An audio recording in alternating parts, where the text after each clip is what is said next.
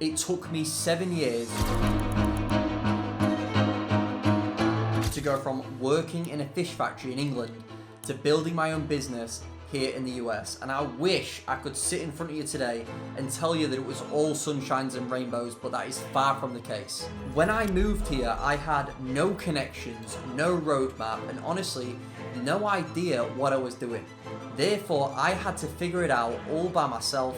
I made a ton of mistakes, but I eventually cracked the code. And in this video, I'm going to share my entire life story. And if you haven't already heard of me yet, my name is Harrison Zepp, and I'm the founder of StudentAthlete.ai, who have helped hundreds of athletes play soccer here in the States, saving them thousands of dollars in the process. I now have over 50,000 followers on social media. I've been on the TV, the radio, I've been on podcasts, I've even had news articles written about me. Since I've been in America, I've traveled to 27 different states, and I've been personally invited to NFL games, NHL games, you name it. And guess what? This didn't all happen overnight. And what's more important to me than all of that is that I get to take care of my family financially while building a future with a woman that is truly one in a million. In the next few minutes, I'm gonna go through my entire 7-year journey. The highs, the lows, and everything in between. How did I go from being rejected from academies to playing college soccer here in the States? How did I secure 56 scholarship offers, go to school for free, and then transfer to my dream school? How did I end up making $1,500 a week while still in college? And as an immigrant, how did I manage to stay in the US even after graduation? I cover it all in this video, so let's dive in. Football for me wasn't just a sport, it was an addiction. But what started as my biggest passion almost destroyed me before I turned 18. I started playing at 3 years old, and it quickly became my entire world. If I wasn't playing football, I was watching football. If I wasn't watching football, I was talking about football with my friends. And if I was asleep, I was probably dreaming about football as well. And by the time I was around 9, 10, 11, this was when local academies started scouting me, and this was when I really wanted to become a professional football player. But my parents had a different perspective. They'd seen so many young players go to these academies and have the love of the game sucked out of them because they just had so much pressure on young shoulders. Therefore, I stayed away from academy football until I turned 16. At 16, I finally got my chance, and I stepped into this whole new world of academy football. I'd gone from being the best player in my hometown, being this big fish in a small pond, to playing academy level talent and feeling like a goldfish in an ocean. I first went on trial at Grimsby Town, and then Scunthorpe United, and then Hull City. And I was rejected at Grimsby, rejected at Scunthorpe, and then rejected at Hull as well. And I remember this was the first time in my life I'd ever suffered rejection. I remember being in my room crying for months because I just didn't feel like I was good enough. And I wish I could sit here and say that with each rejection it got easier, but if anything it got harder. But ultimately I had to keep pushing forward, which led me on to Sheffield United. And I went on trial at Sheffield, and I remember so vividly that I was in the car park at the Sheffield United ground with my granddad, literally shaking with nerves because I'd just come off the back of 3 rejections, feeling like I wasn't good enough, feeling like it was a recipe for disaster. And he had to give me this pep talk to give me the courage to walk into the building. I go into the building, I see Kyle Walker, Harry Maguire on the walls, and I just remember feeling that the occasion was just too big.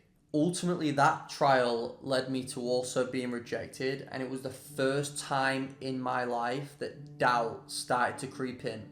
Maybe football wasn't for me, maybe I wasn't good enough, and maybe it was just going to be impossible for me to take that next step in my football career. But deep down, I knew that my ambitions were way too big to give up. I just needed a different path. And that's ultimately what led me to an opportunity that at the time felt too good to be true. And that was to play college soccer in the US. At this time, I was working in a fish factory and I was not ready to spend the rest of my life working in a fish factory like most of my friends. But after all the rejections from these academies, I felt like I was running out of options. Therefore, this opportunity to get a soccer scholarship felt too good to be true. My parents wanted me to go to university and get an education, but all I wanted to do was just play football. The big problem though was that I knew nobody that had done it. I knew nothing about soccer scholarships. I didn't even know if it was real. Therefore, I Googled Soccer Scholarship USA. I found a few different agencies. I clicked on each one, and I remember thinking that they all looked exactly the same. I had no idea which one to choose, so I filled out a few different questionnaires, and a few days later, I was invited to a trial. And I assumed it would have been very similar to the academy trials that I'd done. Play well, you get accepted, and you play bad, you completely get rejected. But when I arrived, the atmosphere was so bizarre. We was in the changing room and nobody was talking, it was super hostile. And then soon as the game started, it was so weird because I remember the centre backs would just do 40-yard pings to the wingers. When the wingers got the ball, they would try dribble past everybody, they wasn't passing. And when the centre mids got the ball, they were taking shots from 35 yards out. Everyone was looking to impress, and the standard itself was all over the place. It was anything from Sunday League all the way up to academy releases. Now, I'm not the most humble guy in the world, but even after being rejected from all these academies and my confidence being completely shot, I was the best player there by an absolute mile. Not because I particularly played well, just because the standard was so poor. Soon as the trial ended, I was told I was in, and this should have been such an important big moment for me. But I looked around and some of the worst players there were also getting told the exact same thing. But honestly, after so many rejections, I didn't overthink it. I just focused on the two options I had, which was stay in England, attempt to climb the football pyramid and work at a fish factory, or go to the US, play soccer and get a degree. With the limited information I had, it seemed like an obvious choice. Therefore, I paid the agency, believing that this was the best path forward for me. And the only reason I was able to afford the fee in the first place was because my granddad recently passed away and we used his inheritance to pay the agency fee. My granddad was the one that took me to all of my games. He was my biggest supporter, and honestly one of the main reasons I wanted to do this in the first place was to make him proud. Looking back, that decision changed the trajectory of my life. And I could have stayed in England and lived a very ordinary life, but instead I decided to take a massive risk and move to the US. Believe me, I know how lonely this process can feel. Moving to the other side of the world without knowing anyone is tough. So if you are looking for a safe space to talk to players also going through the process, players that are already here living that life right now, and players that have graduated, what I've done is I've created a WhatsApp group where you can do exactly that, and I'll leave the link of that WhatsApp group in the description below of this video. It's honestly what I wish I had back then when I was that 16, 17-year-old boy making a life-changing decision like this. At first, everything sounded so promising. They spoke with such confidence and reassured me that I was in good hands. But once I paid, everything went downhill. I had no idea what coaches they were talking to, no idea how they were marketing me. Every time I asked for updates, they gave me vague responses like, "Don't worry, we're working on the back end." But working on what? Nobody could ever give me a clear answer. If you're looking for the short version, essentially I had to figure everything out myself. I went into this expecting guidance, support and a clear plan, but what I actually got was confusion, silence and unexpected obstacles. Now, I don't think all agencies are bad. In fact, I believe that done right, they can be life-changing. But what this experience told me is just how broken the system actually is. After I paid the agency fee, I was hit with unexpected fees that I just was not prepared for. NCAA registration fee was $150. To book the SAT exam, it was $60. To request transcripts and document translations, that was $200. College application fees was anything from $0 to $100 per school. The SEVIS fee, which is an F1 visa processing fee, $350. US student visa fee, $185. And the I-20 express shipping was anything from $50 to $150. None of this was mentioned before I paid. In fact, when I asked about it, they just responded that it's just part of the process. And it was at that moment when I realized I was not in control. The agency honestly never asked me actually what I wanted, because for me, this move was more than just football. It was about the quality of life. Of course, I wanted to play at the highest level possible, but for me, I wasn't banking on going pro. I needed a school that fit my needs, not just my football ability. But instead of getting personalized advice, I was treated like every other player. Months went by, no real updates, no guidance. I was just sat there waiting. And then all of a sudden, I was passed to a different agent within the same agency. They handed me a basic checklist that said, take the SAT exam, register with the eligibility center. That was it. And I studied for the SAT exam completely on my own. First time around, I got a 1080. Now, I wasn't happy with that score, so I rebooked it and retook it again, and I got a 1280 the second time around. After that, it was complete silence, and then all of a sudden, months later, 2 days before Christmas, I got my first offer, the University of Colorado, Pueblo. So I Googled it, Pueblo, Colorado. That told me nothing. I didn't know the US, I didn't know its states, and honestly, the only thing I knew about America was Disneyland, Florida. So Pueblo, Colorado meant nothing to me. And then I saw that it was NCAA Division II.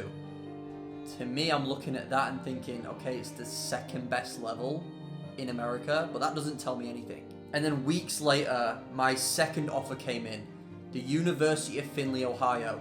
Same thing, I'm doing some basic research and nothing's standing out. So I go to compare the two schools, the University of Findlay, Ohio, the University of Colorado, Pueblo. What's the difference? I go to my agent and ask him, what do you think I should do? Tell me a little bit more information about these schools. And he said, my work here is done. I've done my job. Now it's up to you to decide. So above all my parents wanted me to be was safe. So I Googled the crime rate in each place. And on paper, Findlay, Ohio was a safer place. And that was ultimately what I made my decision on. Despite the frustration, this process taught me to be extremely resourceful, very proactive, and honestly, this was the first step towards taking control of my own destiny.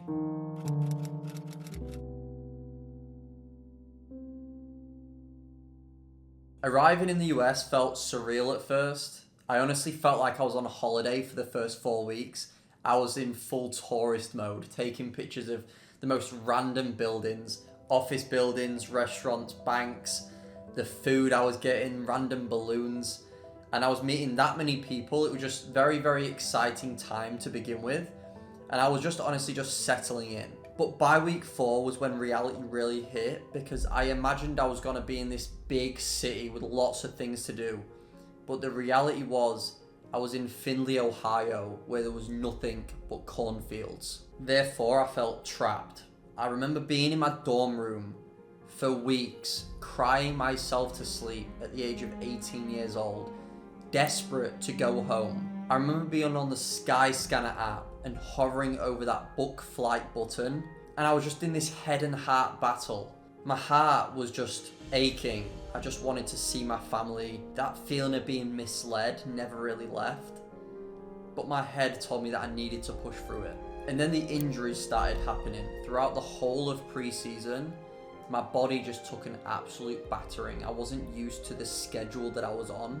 I developed shin splints, and my physio told me that I was very, very close to them going from shin splints to stress fractures. So I literally lived in the physio room for the whole of pre-season, and honestly the whole of my freshman year, doing ice baths, cupping, any form of recovery I could do to stay as fit as possible. And in my freshman year, I played 16 games, which as a freshman is pretty rare. I started 15 of them. I don't think there was a single game in the whole season that I was fully fit for. Now, Finley didn't offer very much outside of soccer itself. It was in this small town, so there was no bars, no nightlife, honestly, no social life whatsoever. And people who are from Ohio used to ask me all the time, Harrison, why did you come all the way from England to Findlay, Ohio?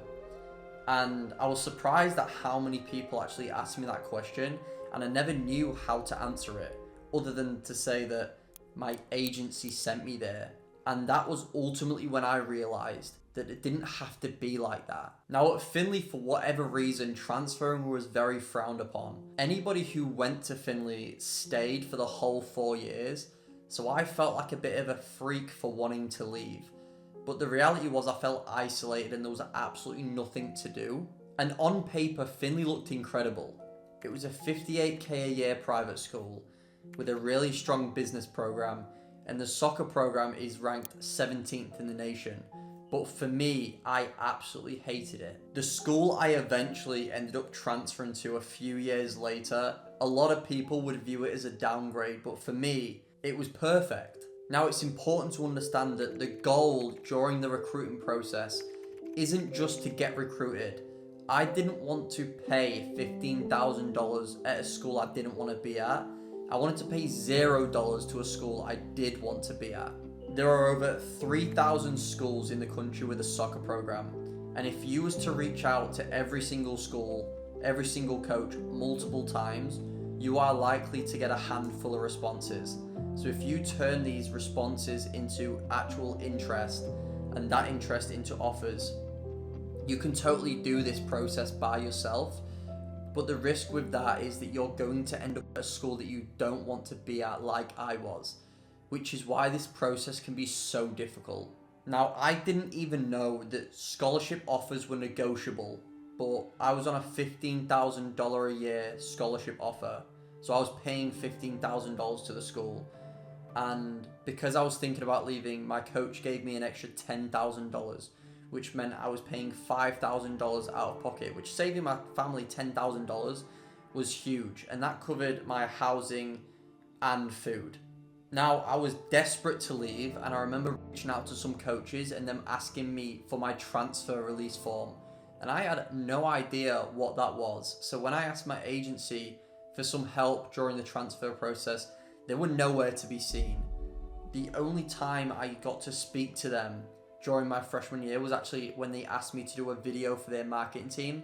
Other than that, I didn't speak to them. Now, because I didn't know the process very well, ultimately I couldn't risk losing the scholarship I'd just negotiated. If there's any advice I can give at this point in my story, it's gonna be to choose the right school, because choosing the wrong school can make or break your experience. Now, if you do end up choosing the wrong school, I highly advise transferring out.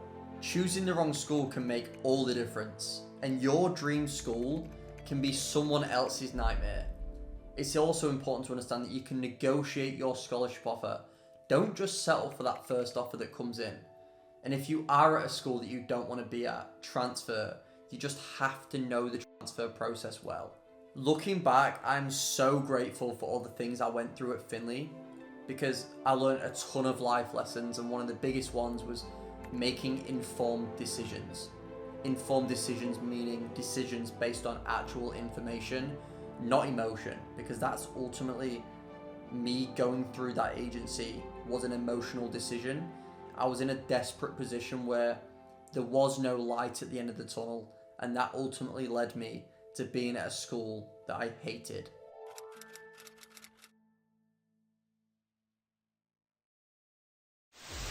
China has identified the cause of the mysterious new virus. Coronavirus. Coronavirus. There are fears a rapidly spreading virus has reached Australia. This is a rapidly emerging situation where there is not a cause for alarm. My fellow Americans, tonight I want to speak with you about our nation's unprecedented response to the coronavirus outbreak that started in China and is now spreading throughout the world. Today, the World Health Organization officially announced that this is a global pandemic.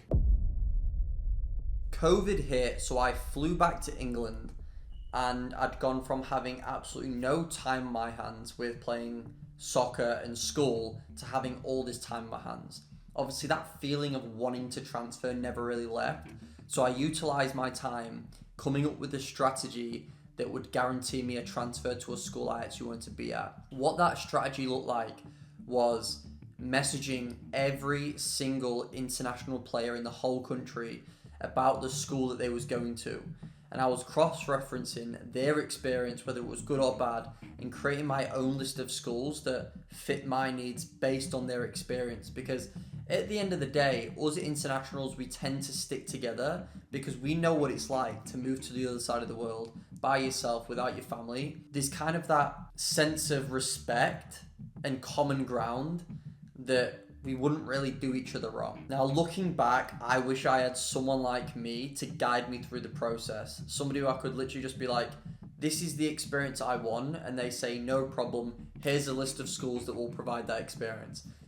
But sadly, I didn't have that luxury, so I had to build that list of schools myself.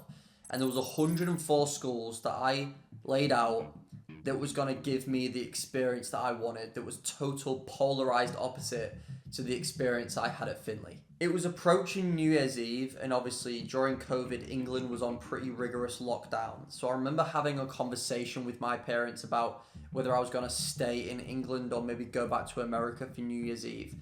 Ultimately, we decided that in order for me to even have a New Year's Eve, I was going to fly back to America.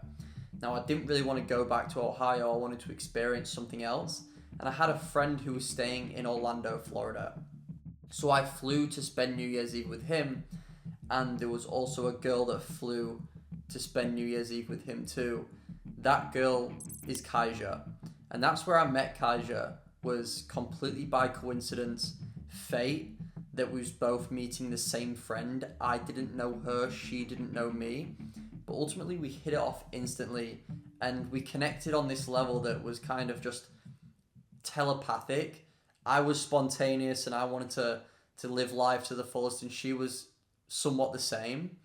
And we just kind of developed that friendship over a long period of time.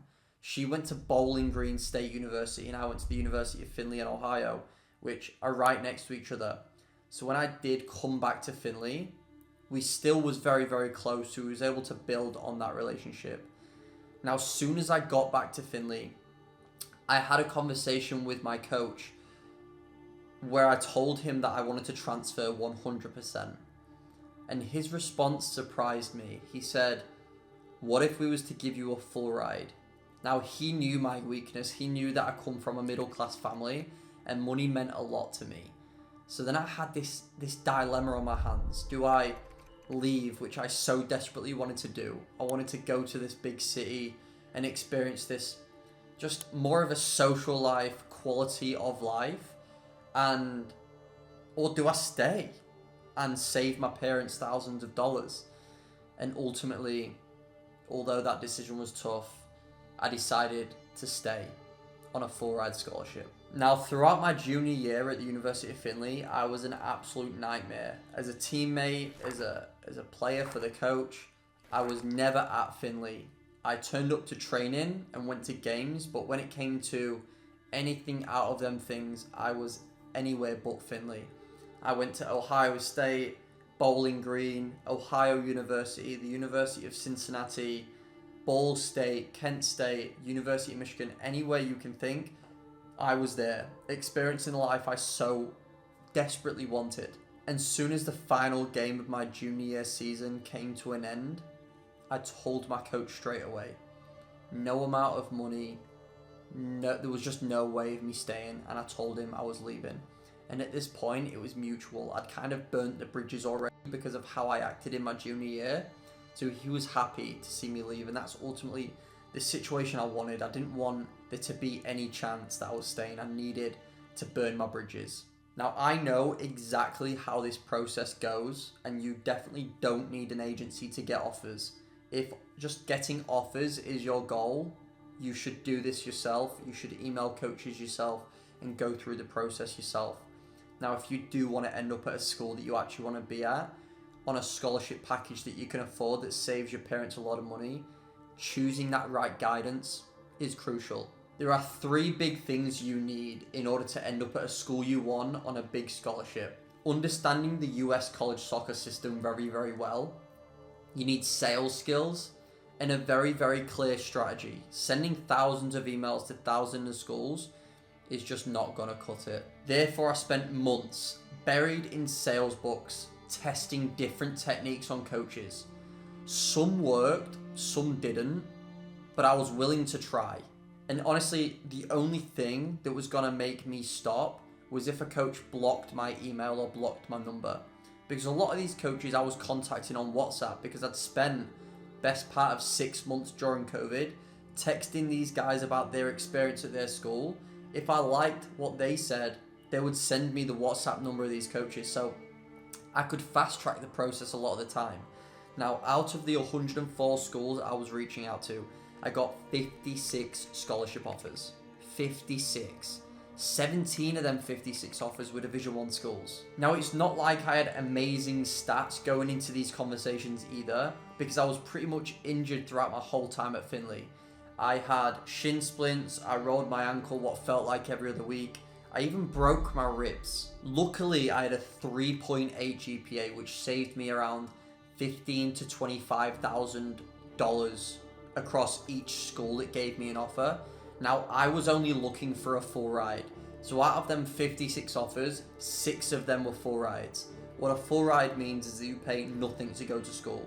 Tuition is included, housing is included, and so is food. So now I had these 6 offers. What I then did is I started applying to jobs a whole year in advance to see if I could correspond job offers with me spending the last year in school. Because for me, this was no longer a soccer move.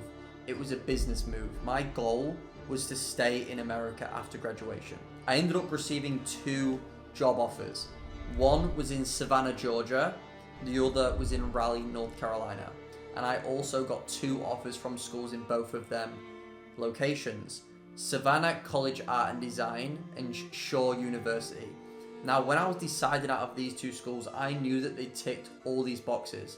So remember when I was choosing between the University of Colorado Pueblo and the University of Finley, and I'm having to do all this research on these 2 schools? I'd already researched these schools, which was why they ended up on that list of 104 schools. So I knew either school was going to give me the experience I wanted. Now it was just about which I preferred on very minuscule details. Now, Raleigh, North Carolina at the time was voted the #1 fastest growing US city. It was also in North Carolina, which is the best state in America, in my opinion. I was on a full ride, and the school was located downtown Raleigh. Raleigh's the capital of North Carolina, so I remember being on campus and literally seeing skyscrapers, which for me was exactly what I wanted. This for me was the big turning point in my experience in the US, and it was really the next chapter of my entire life.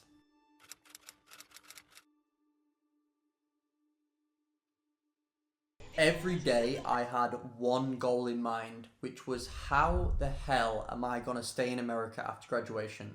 Obviously, I had this job lined up, but I needed a way to earn money now. So my day was pretty simple for the most part. It was go to class and go to every single business downtown Raleigh asking for a job. But finding a job as an international student athlete is near impossible because these companies see you as a risk, because you can't legally work, and also they may need to sponsor you after graduation as well. So I pretty much just had to keep pushing even though I was getting all this rejection. And then I landed a gig at a high-end cocktail bar as a cocktail server, pouring drinks and potions on the table in front of the guests, and I was working with other internationals as well. It was honestly, looking back, one of my favorite jobs I've ever done. And the best part was that I was making $1,500 a week doing this. While working on the weekends at the cocktail bar, I also took up a job as a personal trainer at NC State's gym. I ended up taking on a client that was actually a future colleague of mine at the job I had lined up, which was why I moved to Raleigh in the first place. He was one of many of my clients, and he saw how well respected I was in the gym, and he put my name forward for the company for a promotion where I would be up against other people working at the company already. The job was a door-to-door sales position, which meant I was going to knock doors and sell security systems. And I was interviewing for a position, a managerial position, where I'd potentially build my own sales team for a job I hadn't even done yet. I didn't think I'd end up getting the promotion, but I did, and I ended up having the task of building my own sales team, which, as an immigrant, as an international, knowing how difficult it is to get a job, I made it almost a purpose of mine, a mission, to hire as many other internationals as possible to pay this opportunity that I'd been given forward to other people that had needed it. So my sales team consisted of Daniela from Venezuela, Tom from Belgium, Kyle from China, Paul from France, Henry from England, and a few other Americans as well. And what actually ended up happening was kind of insane, because the team that I built was the highest performing team in the whole company. I was the highest performing rookie across the whole company, and I made $27,000 in 3 months of working at the company, which was the most money I would ever seen at this point in my life. And it was at that moment for me where I really felt this American dream, that it was very, very real, because the concept of knocking on someone's door without them having no idea who you are, and 30 minutes later having them hand over their credit card to you to install a security system they had no idea that they needed, was just absolutely bonkers to me. Now, none of this would have been possible if I didn't take that leap of faith and transferred in the first place. Now, at the end of summer, I was offered a really unique opportunity, which was to open up my own branch. This would have guaranteed me a H1B sponsorship. Now, I know listening to that, you would think, Harrison, you 100% took that. And that's what most people suggested I did. But honestly, I just didn't want to be knocking doors selling security systems forever. And even though that H1B sponsorship was so important, it would have allowed me to stay in the US after graduation, which was my sole goal. I knew that my purpose was a lot bigger than that. The difficulties that I'd had up until this point with going with the agency, going to a school I didn't want to be at, not knowing the transfer process, having to negotiate my scholarship offer, having a bad relationship with my coach and teammates, forcing a move elsewhere, making that work, then getting jobs. I knew I had too much wisdom and too much experience to just waste and just spend that knocking doors. So what I ended up doing is I ended up starting my own business, which is StudentAthlete.ai. Now, before I even thought about starting this business, I'd already helped close to 75 players already, just for free. When I was going through the transfer process myself, I had friends asking for help.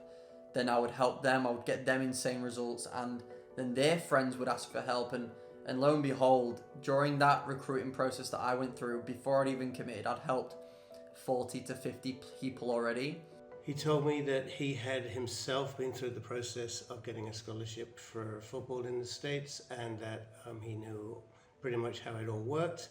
And I could tell that he was really quite a good mentor in terms of being able to explain exactly what needed to be done. If you're planning on trying to get yourself or your child to go get a scholarship in the US, I can't recommend anybody more highly than Harrison.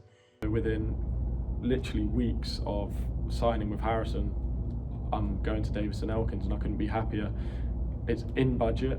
It fits the criteria for me of a school that I want to go to, and ultimately, that's huge. It's a step up from from where I'm currently at, and that's what we aimed for, and that's the final result that we got. So I mean, at the end of the day, I can't speak highly enough of Harrison and the experience I've had. You know, the amount of times during this process that I was on edge, you know, nervous, and sort of anxious of the outcome because of the unknowns, really. You know, Harrison felt that, but he reassured me, and ultimately the reassurance is great, but aside from that, he actually got me results. He got what I wanted, which is fantastic. It's superb. So yeah, that's my story. So starting this business, I knew there was so many people out there that needed my help. So many people that were in positions that they just were at schools that they didn't want to be at. All these conversations I was having through COVID with these guys of their experience, most of them were experiencing the same thing as me, but they weren't spending 6 months of their life DMing hundreds, if not thousands of other players. They were just speaking to me. So they didn't know what I knew. But ultimately, I decided to start this business of StudentAthlete.ai. Now let's talk about the riskiest decision I ever made, which was turning down a leadership role, H1B sponsorship, a secure path to build my own business, StudentAthlete.ai.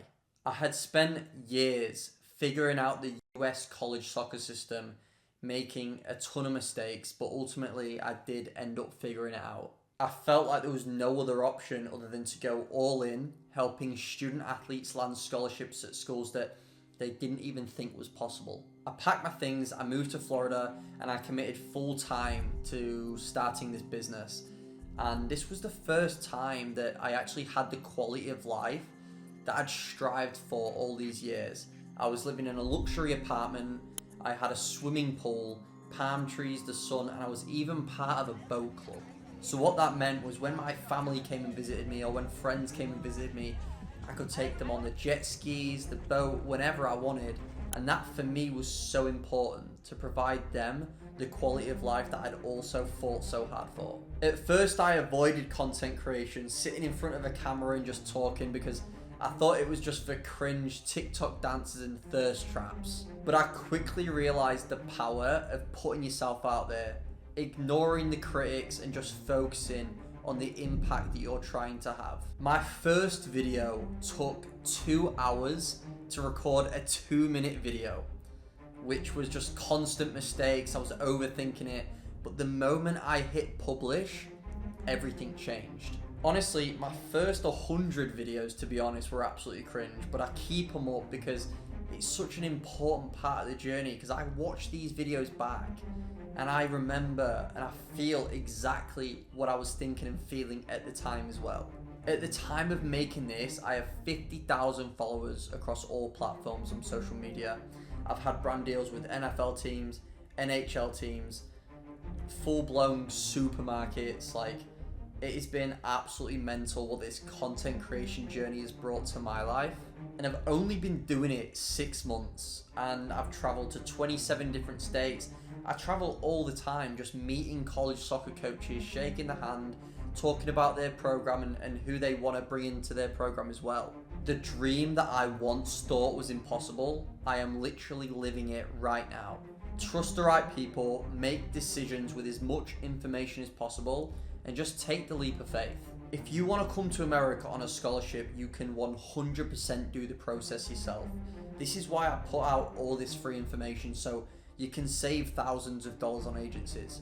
Now, if you do want to land at the right school on a big scholarship package, agencies can be extremely beneficial. But just make sure you do your research. Compare your options, whether you go with us or go with a different agency. My life won't change.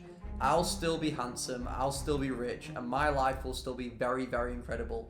And I will sleep very, very well at night knowing that I'm putting out all this free information helping you guys regardless. At the end of the day, my big life mantra is be someone you needed. Everything I do is for that 16, 17-year-old self that was gearing up to move to the US and take that leap of faith, knowing absolutely nothing about what he was about to experience. I could have saved so much hurt, so much stress, so much upset, and so much money if I just had somebody to guide me And that's how I treat this, is that I'm speaking to myself before I started this journey that I've been on. Now let me ask you this.